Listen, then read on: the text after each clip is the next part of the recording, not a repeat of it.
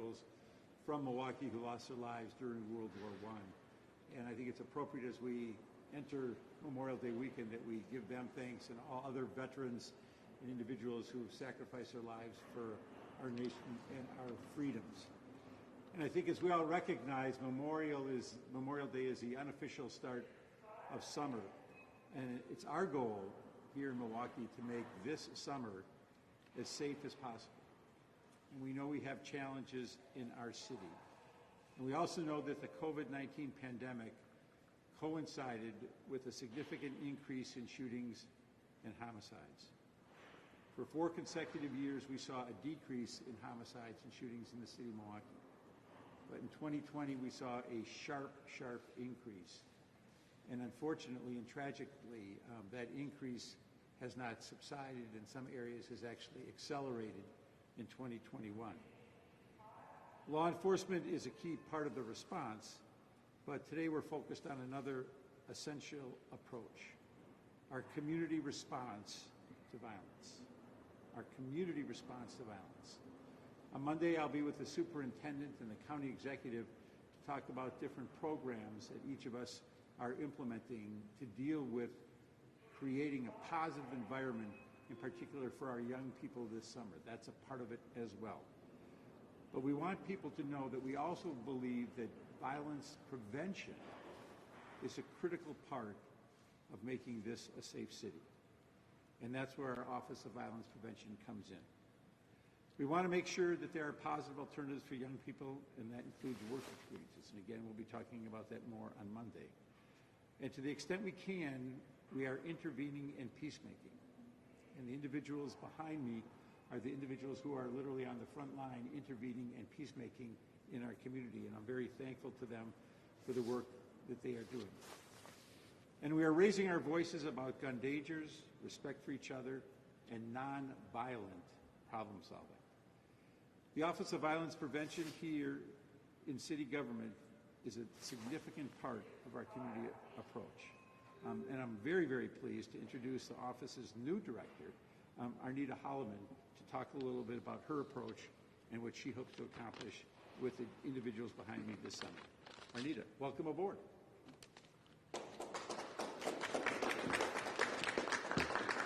Thank you, Mayor Barrett. It's an honor to be appointed to this role. I don't take that appointment lightly. I appreciate the city of Milwaukee for all of the greatness that it is, but I also understand there are a lot of issues going on in the community, including violence in the community that's plaguing our residents, our neighbors, and our city as a whole. As the director of OVP, I'm committed to advancing priorities in mental health, gun violence prevention, youth engagement, and gender-based violence prevention, as well as suicide prevention. Trauma and its effects are pervasive and contagious. We have to break the cycle of this pervasiveness in our city, and it's incumbent upon all of us to lead with and center healing if we want to ever break the cycle of trauma and violence being transmitted in homes and streets across Milwaukee. We, as the Office of Violence Prevention, take a public health approach to addressing the issue of violence. We understand that it is a disease, it is transmittable, it is contagious, and so we want to approach that in a way that we are dealing with both the root symptoms, we are working on prevention, and we are dealing with some of the symptoms that are a result of violence in the community. And so I have a couple of our partners here that I'd like to speak, and they'll talk about their partnership with the Office of Violence Prevention, but also some of the activities and outreach that will be going on this Memorial Day weekend. So first, I'd like to bring my predecessor, Reggie Moore. Reggie Moore and Dr. Terry DeRune are here from the Milwaukee Medical College Comprehensive Injury Center. So Reggie and Terry, and then we'll hear from Derek Rogers, who is the program director for 4-1 for Life, and lastly, David Muhammad, Deputy Director of Health and Human Services.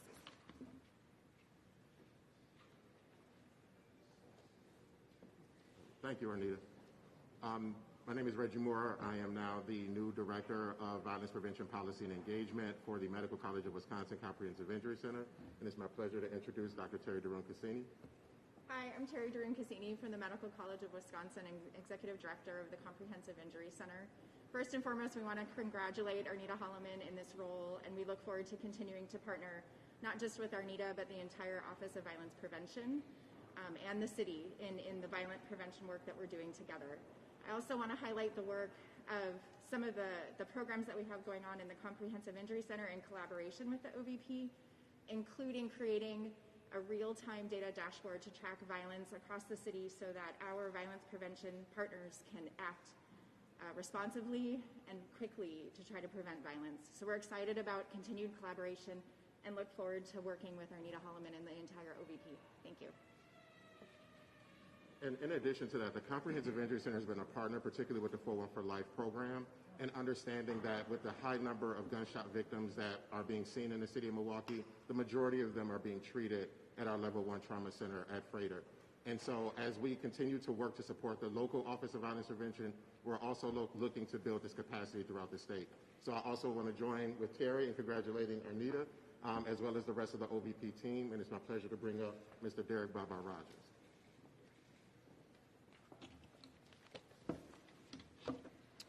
Good morning.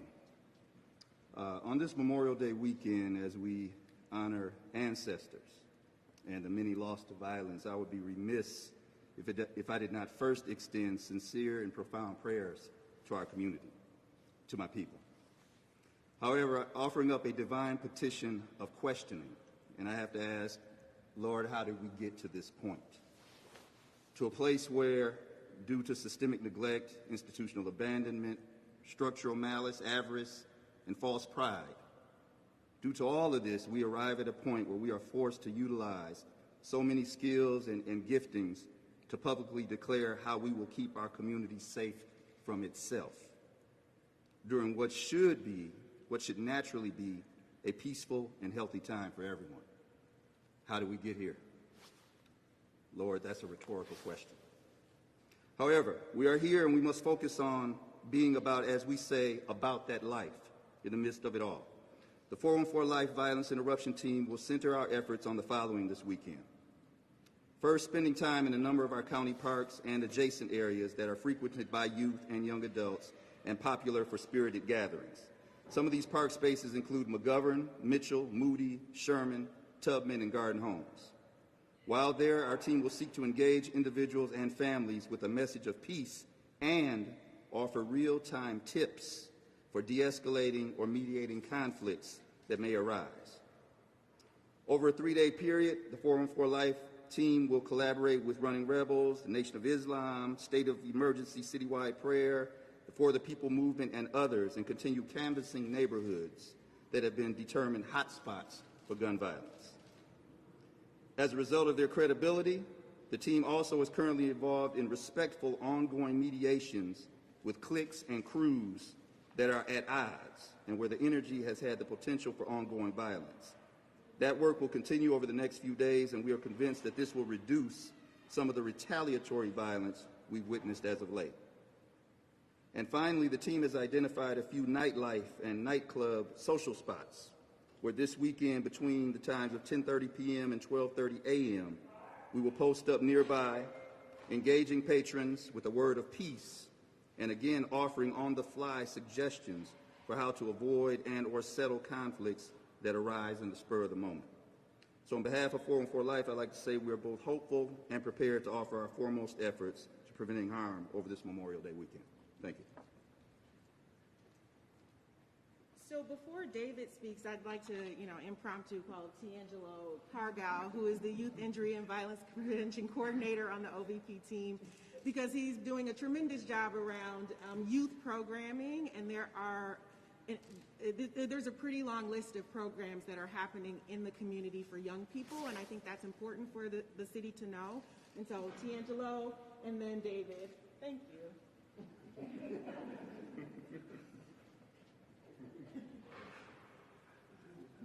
She always does this to me. Excuse me.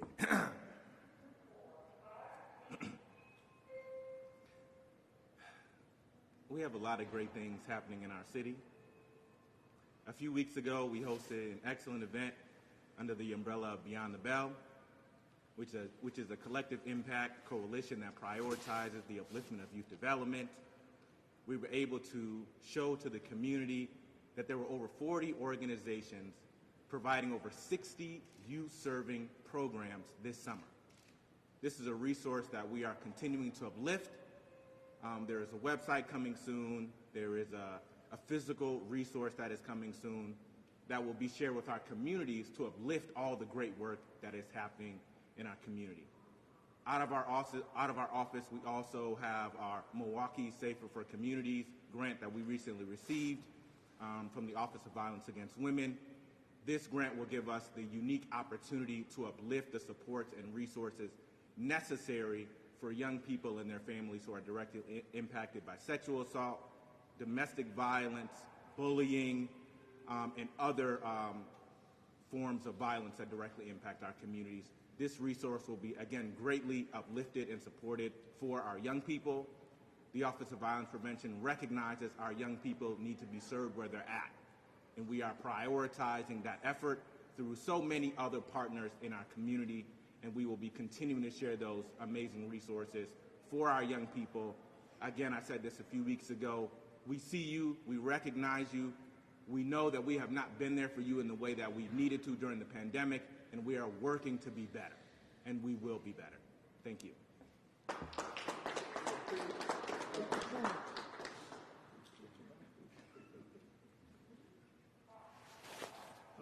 I was just here to support you. I wasn't necessarily coming to be a speaker, but all right. Definitely on behalf of the county executive and the leadership of the Department of Health and Human Services, Director LeGrant McLean, Milwaukee County DHHS is extraordinarily proud of the collaborative work that we have been able to do with the Office of Violence Prevention, with the City of Milwaukee under Mayor Barrett's leadership, with both Director Moore and now Director Holloman.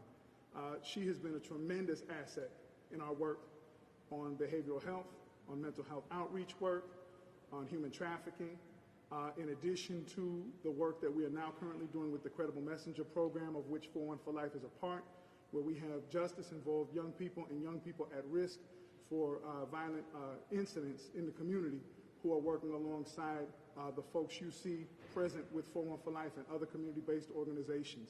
This would not be possible without the level of collaboration and coordination that has existed at the Office of Violence Prevention that now extends into all sectors of city leadership and with city and county collaborative efforts. So we applaud this elevation of Arnita's work and look forward to a wonderful partnership, particularly starting this weekend. We have Credible Messenger agencies in various parks working with community orgs.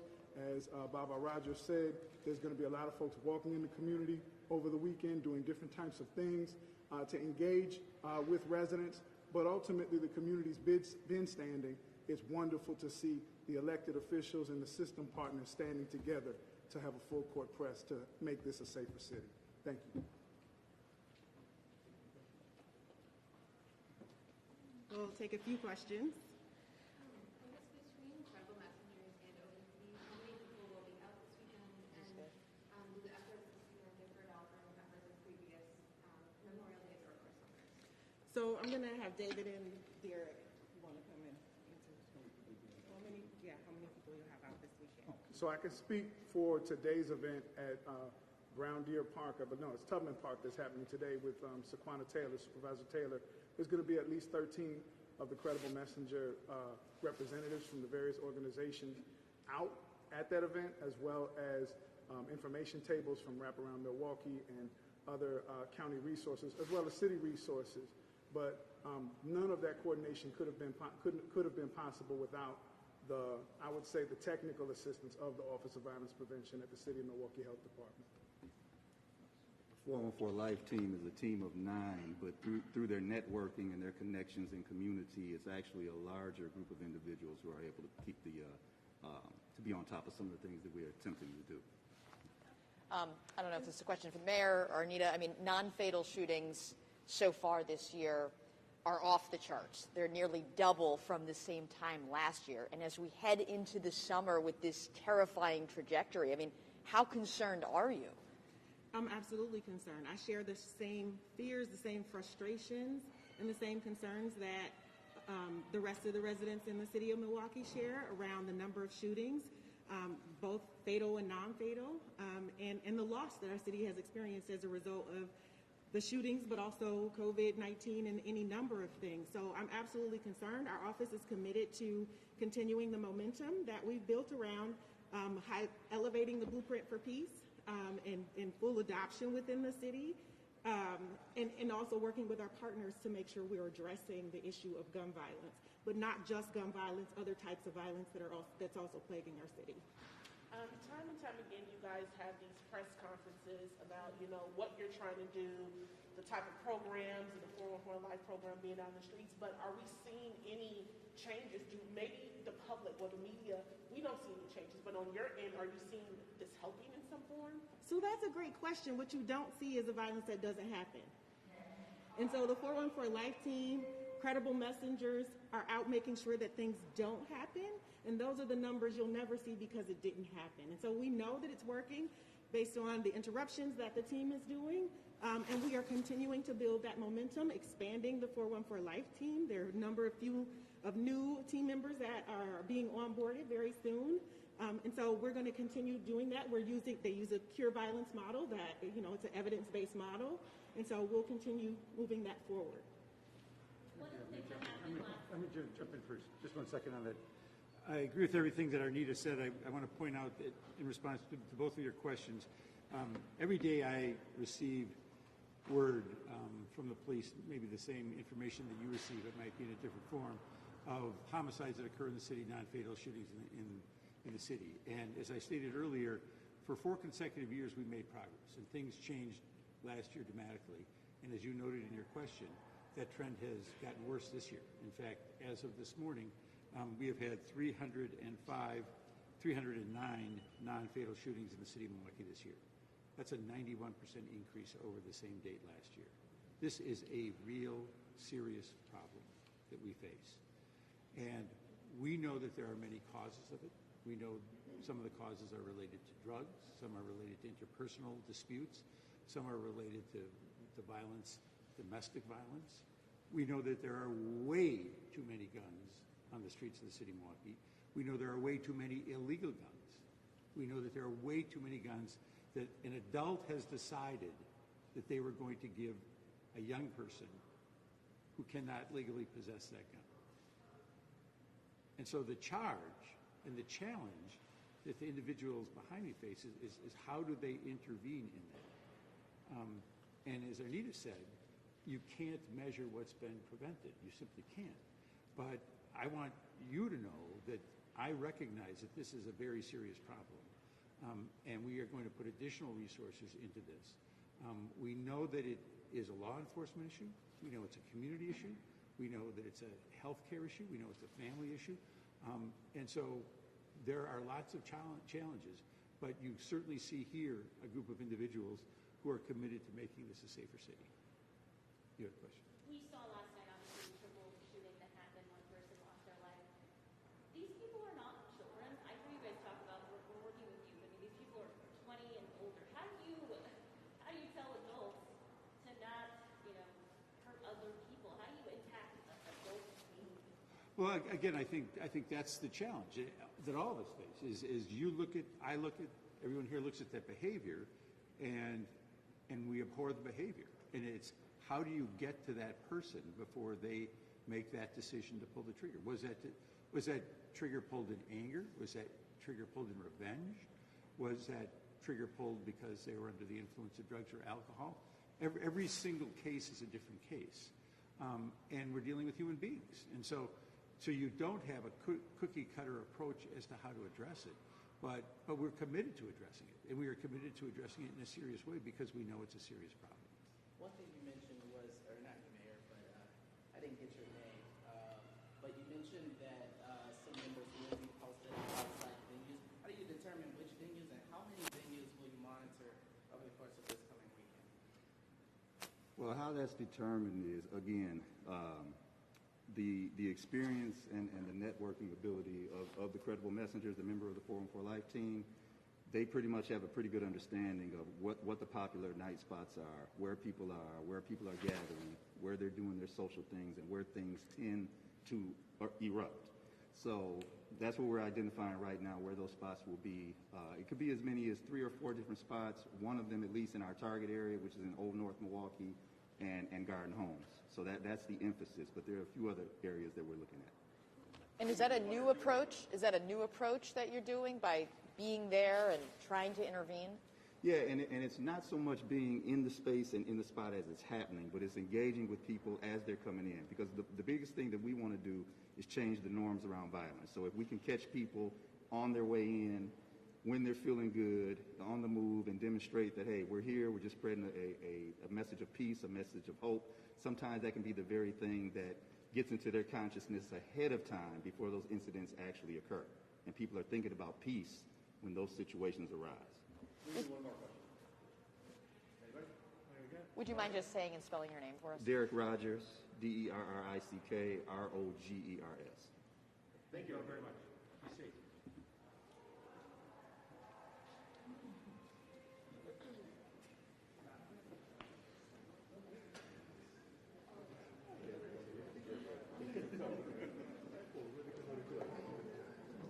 Thank you, sir.